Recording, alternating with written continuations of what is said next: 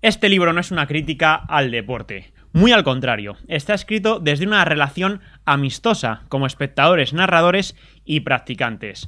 Creemos que es interesante abrir la reflexión alrededor de ciertas cuestiones normalmente olvidadas, a veces por descuido y otras por resultar incómodas para aquellos que dirigen los organismos encargados de la gestión deportiva, poco receptivos al debate, los cambios o el cuestionamiento de las estructuras tal y como las conocemos.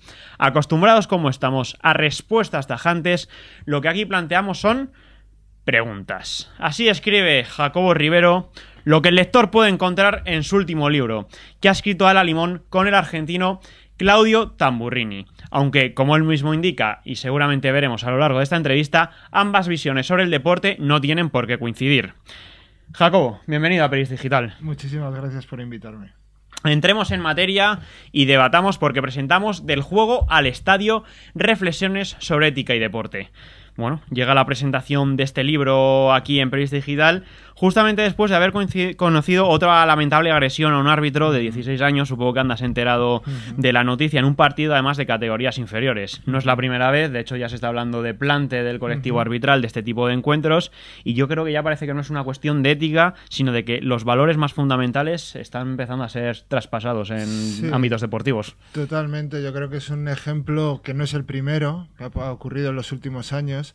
Es un ejemplo de la situación en la que se está viviendo el deporte, como tú dices, ¿no? Que en categorías de formación se produzcan unos hechos tan lamentables como que el padre de un jugador agreda a un árbitro, pues nos da una idea un poco de qué percepción hay socialmente del deporte, ¿no? Y qué es lo que algunos padres van a ver a sus hijos jugar los fines de semana yo creo con un talante y con una predisposición a algo que tiene muy poco que ver con el deporte, que en teoría debería transmitir otros valores. Hemos empezado por este tema, que al fin y al cabo no deja de ser, bueno, pues un partido de chavales, de lo que se podría decir, bueno, pues lo que dices como los padres, chavales que van a ir a ver a sus hijos a jugar al fútbol o a cualquier otro tipo de deportes, y te lo proponía porque veo que, bueno, este es un tema que a los dos autores, a Claudia y a ti, veo que os preocupa mucho, ¿no? Diferenciar entre el juego puramente recreativo y la profesionalización. ¿De dónde viene esa preocupación? Bueno, en el caso de Claudio viene de sus propios hijos que juegan en un equipo de fútbol en Estocolmo, de categorías inferiores. En el mío, que he sido durante muchos años entrenador de cantera en Estudiantes. Y queríamos en el libro hacer un recorrido precisamente desde este tipo de deporte, desde el que tú llevas a tus hijos o tus sobrinos, o cuando eres pequeño lo has practicado y que vas con el ánimo de disfrutar y también de divertirte, y el último estadio del deporte, que sería el más hiperprofesional. Y cómo algunos valores del deporte hiperprofesional están contaminando de alguna manera el deporte recreativo, ¿no? Porque lo que se discute y lo que se analiza en el libro es eso mismo, ¿no? Que quizás el deporte profesional está muy bien y nadie niega su existencia porque hace entretener y disfrutar a muchas personas, pero parece ser que a lo mejor ya se inicia esa práctica del deporte con el objetivo de tener que llegar a ser profesional, y de ahí que a veces nos encontremos episodios tan lamentables como el que hemos dicho. Yo creo que hay una pedagogía nefasta del deporte de formación, ¿no? Yo me acuerdo cuando hice hace ya muchos años el primer curso de entrenador de primer nivel, que uno de los profesores decía: aquí, para divertirse, que se vayan al parque de atracciones, esto es otra cosa. Y claro, estás hablando de la iniciación de un chaval al baloncesto de 8, 9, 10 años, de benjamines. Si esa es la filosofía general, que a divertirse a otro lado, más luego que muchos padres, muchos entornos proyectan que su hijo tiene que ser Neymar o Messi o Cristiano Ronaldo, pues la situación es explosiva, ¿no? Y que además es algo que no veríamos en otras circunstancias, ¿no? Tú no apuntas a tu hijo a teatro y quieres que sea Brad Pitt, ¿no? Tú le apuntas a teatro porque te apetece que disfrute del teatro, de la interpretación, de hacer una actividad recreativa para divertirse. Y en el deporte esto pues parece que encaja mal. ¿Y quién tiene la culpa de estas situaciones? ¿Los medios de comunicación? No sé, los padres influenciados por los medios de comunicación. Yo creo que la culpa es compartida. O sea, yo creo que todos tenemos un poco de culpa. Nosotros, los que trabajamos en los medios de comunicación, porque las narrativas que se hacen alrededor del deporte, normalmente solo tienen que ver con el éxito. Entonces no se ponen en valor pues otras circunstancias, y hay muchas. Hay chavales jugando al fútbol, al tenis, a un montón de circunstancias en condiciones pues que no son las que reflejan los medios de comunicación, ¿no? Quizás si atendiéramos a esas narrativas estaríamos generando una cultura deportiva diferente. Y también pues los entornos de los chavales, ¿no? Incluso de los deportistas profesionales, ¿eh? Los padres, los agentes, los clubs, muchas veces los niveles de exigencia pues están totalmente desbocados, ¿no? Y hay deportes como en el ciclismo, que se menciona también en el libro, que se generan circunstancias muy lamentables, ¿no? Porque ya la competición es tan exigente que los propios deportistas se dopan, ¿no? Que sería como el estadio último de la infamia del deporte, se dopan para poder aguantar esos niveles de exigencia que todos pedimos, además. El dopaje ocupa uno de los episodios de este libro, de los últimos episodios. Hemos sido en España muy permisivos con esta lacra. Bueno, yo creo que es evidente, ¿no? Yo creo que España, no sé muy bien por qué, es uno de los países que significativamente ha tenido más casos de dopaje y donde más se han ocultado, parcheado, o los procesos judiciales más se han estancado. Y esto no es algo que diga yo, sino que vas a cualquier encuentro internacional alrededor de la ética y el deporte y mucha gente te lo señala como con sorpresa, ¿no? Probablemente también porque hemos focalizado mucho solo las historias deportivas relacionadas con el éxito, ¿no? Acordaros del Chava Jiménez, ¿no? Aquel ciclista que tuvo un final dramático precisamente porque no pudo soportar toda la presión y todas las circunstancias que rodearon su trayectoria deportiva, que estuvieron muy ligadas también al dopaje, ¿no? Entonces yo creo que tiene que haber un cambio un poco de mentalidad de todos y que narrativas deportivas diferentes tienen que empezar a ocupar espacio en los medios de comunicación. Lo que ocurre, Jacobo, ya que has introducido el tema del ciclismo, el Chava Jiménez, uno ya a veces tiene ya la sensación, por ejemplo, de que el deportista que se dopa no es un culpable, sino es más bien víctima de este sistema. De hecho, da la impresión, y el propio Lance Armstrong lo reconoció cuando le pillaron con el carrito, como se podría decir, que es que si quiere ganar el Tour de Francia... Sí. 7 veces, o vas dopado, o es que los otros, como están compitiendo con esas mismas armas, no lo consigues. Y esto es algo que ha ocurrido en el Tour de Francia prácticamente desde que se inició la carrera, ¿eh? Hay un libro maravilloso de Albert Londres, que era un periodista que cubría el Tour en los años 20, se llama Los esforzados de la carretera, en el que cuenta cómo en el año 24 muchos ciclistas echaban cocaína en los ojos para las carreras duraban tantísimas horas que llegaban a la noche para poder aguantar ese ritmo, ¿no? Y yo creo que el ciclismo pues el nivel de exigencia ha sido tan bestial que por el físico natural, por decirlo de alguna forma, son pruebas difíciles de alcanzar. Pero ocurre en muchos deportes. Un periodista me decía en Estados Unidos que había hecho entrevistas a jugadores de béisbol que se habían dopado y decían, no, si no lo hacemos por hacer trampas, lo hacemos para mejorar, ¿no? Porque que no es solo por aguantar no es solo ya por dureza, aguantar, sino por ser más rápido que otro, más fuerte, más veloz. Sí. Hace un año y pico... todos nos conmovimos con el caso que reflejáis en el libro, que es el de Iván Fernández, ¿no? Ese atleta, para los que a lo mejor no hayan podido tener la ocasión de ver lo que ocurrió, que no quiso aprovecharse del despiste de un rival que iba a ganar la prueba, no aprovechó esta circunstancia para adelantarle, avisándole que aún le quedaban unos metros para cruzar la línea de meta. Sorprende ver cómo, en cambio, si bien recibió numerosos premios por su deportividad, ese reconocimiento de avisar a un rival de que, oye, todavía te quedan unos metros y no me quiero aprovechar de ti, su entrenador, que al fin y al cabo les prepara para conseguir resultados, es lógico también, que es Martín Fiz, que a todos les sonará, asegurase a las claras que él no habría actuado igual y habría ganado. Y de hecho dijo, el gesto le ha hecho ser mejor persona, pero no mejor atleta. Ganarte hace siempre más atleta. A toro pasado, ha pasado ya año y medio. ¿Con quién estás más de acuerdo? ¿Con Iván o con su entrenador? Con Martín Fiz. Estoy más de acuerdo con Iván. Pero entiendes a Martín Fiz. Entiendo a Martín Fiz y es una de las reflexiones que abrimos en el libro y que tratamos bastante. Y Claudio se posiciona más desde la postura de Martín Fiz, ¿no? Diciendo, bueno, es una competición hiperprofesional que tiene estas reglas en las cuales es ganar, ¿no? El atleta tiene que ir a ganar porque hay mucha gente detrás, ¿no? Que es lo que hay cosas en juego. Y hay muchas cosas en juego, patrocinadores, posibilidad de ir a campeonatos de España, de Europa, etcétera, etcétera. Y es un poco lo que señala Martín Fiz, ¿no? Sin embargo, yo creo que esta es una de esas historias que hacen que el deporte mejore, incluso en el estadio hiperprofesional, incluso en el estadio de formación, con lo cual su función pedagógica yo creo que es estupenda, ¿no? Lo vimos hace unos días, ¿no? En la Bundesliga, ¿no? Uno que reconoce que no ha hecho penalti, ¿no? Sí. Y se lo dice al árbitro. Pues yo creo que eso es bueno, yo creo que eso es positivo, porque es cierto que las competiciones hiperprofesionales los patrocinadores, las empresas, los méritos, las medallas, pues tienen una carga importante de responsabilidad, pero yo creo que hay una responsabilidad mayor, que es la responsabilidad social. Ya puede ser del deportista o incluso de los medios de comunicación, de los entrenadores, etcétera, etcétera. Y en ese sentido yo creo que el gesto de Iván Fernández pues es muy bueno en un momento además de deslegitimación de muchos sectores, ¿no? Al hilo de lo que está ocurriendo más allá de las canchas de deporte, ¿no? Yo me quedo con Iván, desde luego. Huelga decir que en este caso concreto, para todo aquel que haya podido informarse sobre el caso, Iván no iba a ganar, no iba a coger a su rival. Es solo un despiste el que hubiese provocado es verdad la que victoria del compañero. Que tiene tantos matices que claro, no es que se le haya pinchado en una rueda, no vas tú en el Tour y se le pincha una rueda y se paran todos, ¿no? Claro. Porque el pinchazo es algo que está dentro de las inconvenientes de la propia carrera, ¿no? Y es verdad que aquí el despiste es culpa del otro atleta, no es una circunstancia. Pero de últimas yo creo que el gesto de Iván Fernández, que fue reflejado en muchísimos medios de comunicación de todo el mundo además, afortunadamente, yo creo que es una buena lección en general, sobre todo para los deportistas de formación. Has dicho dos palabras con las que me quedo y con las que voy a introducir el siguiente tema. Has hablado de responsabilidad social. Al hilo del triste episodio, triste por lo que sucedió, de Manolo Lama, que todo el mundo recordará, con un mendigo en Hamburgo, también lo recoges en el libro, reflexionas sobre estas dos palabras, responsabilidad social, pero en este caso del periodismo deportivo.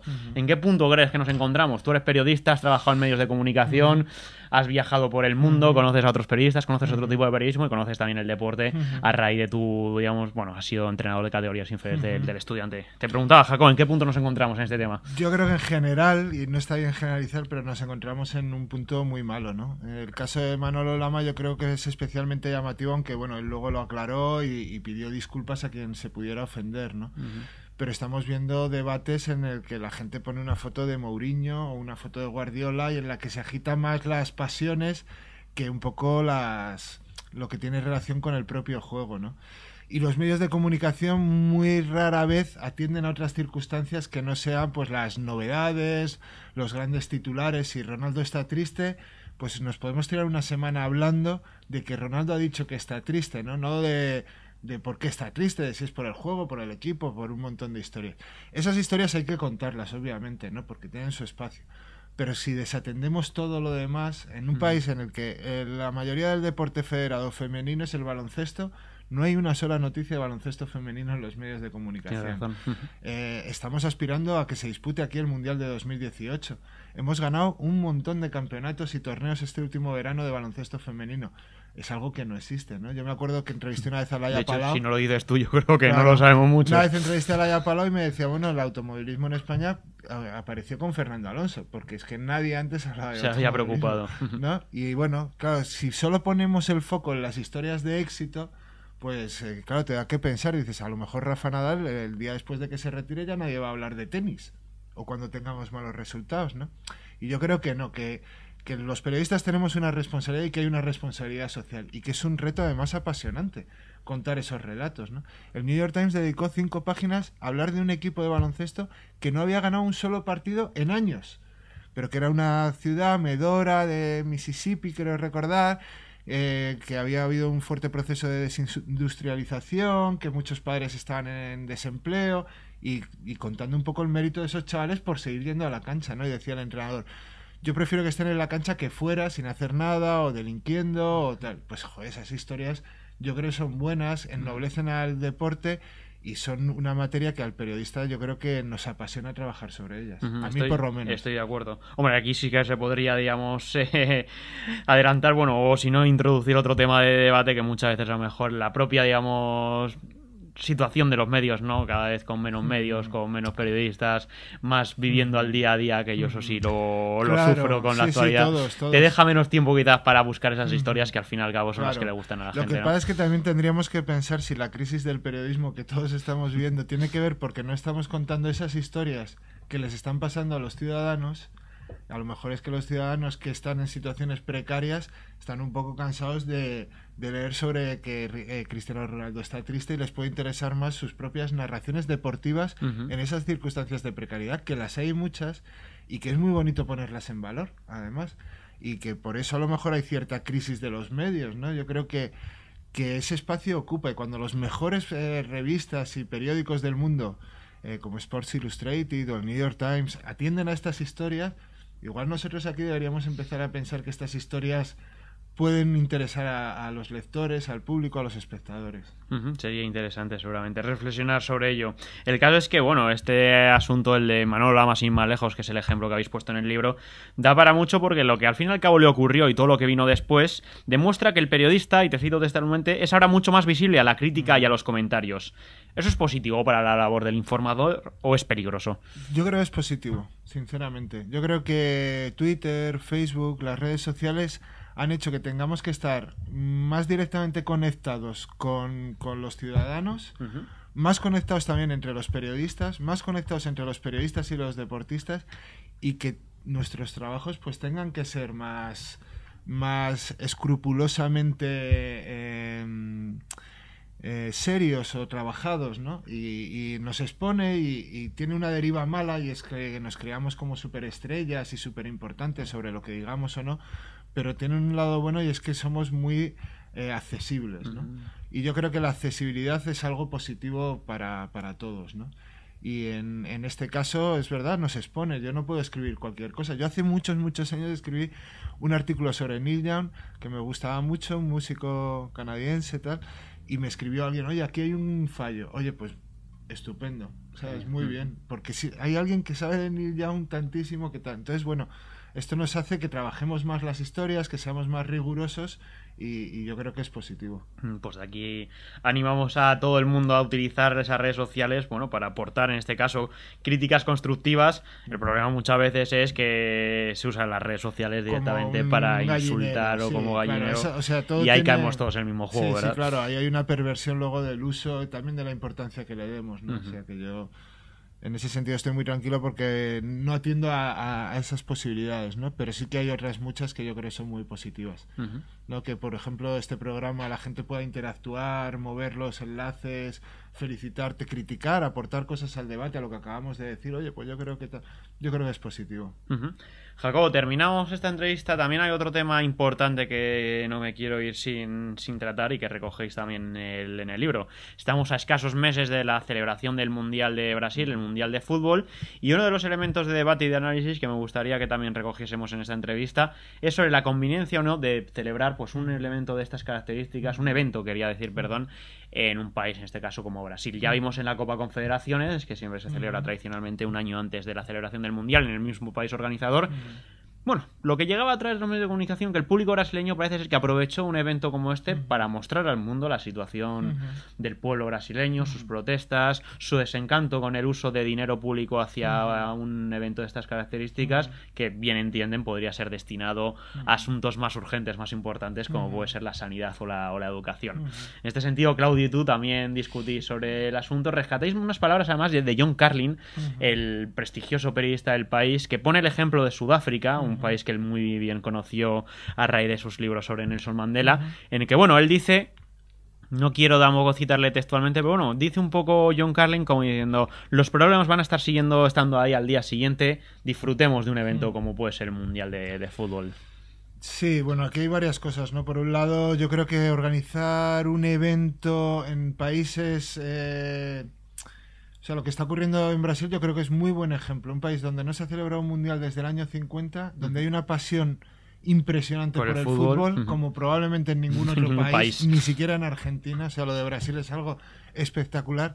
Y aún así sus ciudadanos se manifiestan porque creen que la construcción de 13 nuevos estadios con dinero público no es una prioridad, porque la subida del transporte tampoco creen que atienda a las lógicas que viven cotidianamente estos ciudadanos, y porque además el precio de las entradas no lo van a poder adquirir. Entonces hay una denuncia de una serie de circunstancias. Yo creo que los organismos internacionales están creando unos eventos cada vez más alejados de los ciudadanos y más cercanos pues a unas élites que se lo pueden permitir, ¿no?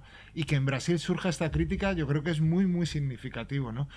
Y habría que darle una vuelta con el Mundial de Qatar. estamos viendo unos problemas tremendos, incluso de climatología. Se van a morir de calor. Se van a morir de calor, se está hablando de en invierno, entonces cómo afectaría a las ligas de cada cambia país, todas las competiciones. qué turistas pueden acceder, quiénes van a poder ir a esos estadios, ¿no? Entonces, claro, si alejamos tantísimo los eventos, pues la situación es complicada. Carlin plantea un poco lo que tú decías, ¿no? Bueno, sí, pero al final dejemos los problemas para otro día. Claro, esto lo podemos decir nosotros que estamos relativamente cómodos aquí tú y yo sentados hablando sobre en ética estas y deporte. circunstancias, pero claro, que no se pueda pagar el billete de autobús en Brasilia o en Johannesburgo, a lo mejor piensa que prefiere verlo por la televisión, ¿no? Y que esos cotidianos suyos tan complicados, tan precarios, no se vieran afectados y que el dinero público se gastara pues a lo mejor en mejorar su escuela, ¿no? Es verdad que luego el deporte hiperprofesional o este tipo de eventos tiene cosas muy positivas también, muy, muy positivas. Y a todos nos gusta que se celebren y nos parece maravilloso asistir a una Olimpiada porque es una gran fiesta del deporte. Pero claro, las derivas que se están produciendo en los últimos años, y yo creo que ahí es donde entra un poco las manifestaciones de Brasil, es que se están alejando en exceso de los ciudadanos. Es que ya muy poca gente se puede permitir el precio de la entrada, ¿no? Por decirlo de alguna forma. Yo hace poco estuve en el All-Star Game de la NBA que se celebró en Nueva Orleans y había una variedad de precios de eventos para que esto fuera un acto de masas popular, accesible. A lo mejor no puedes ir al partido, pero dan un show por la mañana con algunos de los jugadores, una especie de juvenalia del baloncesto. Puedes participar también, ¿no? Y claro, yo creo que esto es un poco la sensibilidad que se debería tener, ¿no? Porque no puede ser que con dinero público se esté recortando en sanidad o en educación y se esté montando un festival al que los ciudadanos prácticamente no tienen acceso, ¿no? Y es yo creo que es un poco el hilo del libro, ¿no? De lo que comentábamos en la primera pregunta, desde los estadios de formación hasta estos grandes eventos, ¿no? Y todo lo que queda por el camino. Y reflexionar, pensar, como decías tú en la introducción, no son respuestas tajantes, sino es abrir un poco la reflexión. Pues esperemos que a todo aquel que le haya interesado esta entrevista también le haya permitido hacerse sus propias preguntas. Quien quiera saber más puede comprar el último libro de Jacobo Rivero y ahí no va a encontrar respuestas, pero a lo mejor tiene más y más preguntas y ¿por qué no? Se añade también un elemento de debate y no se habla solo de la tristeza de Cristiano Ronaldo, sino que también tiene otros temas más por los que debatir. Yo imagino que ya te daría satisfecho si eso ocurre, ¿no? Esa es la idea, que reflexionemos sobre una actividad que nos ocupa tanto tiempo, que nos apasiona a algunos y que además está socialmente muy extendida, afortunadamente. Jacobo, te agradecemos que hayas estado otra vez por aquí por Periodista Digital. No era la primera vez y esperemos que tampoco sea la última. Eso espero, creo que tengo más libros todavía en carpeta ahí, ¿no? En la carpeta para sacar y muchísimas gracias por invitarme otra vez más. Gracias.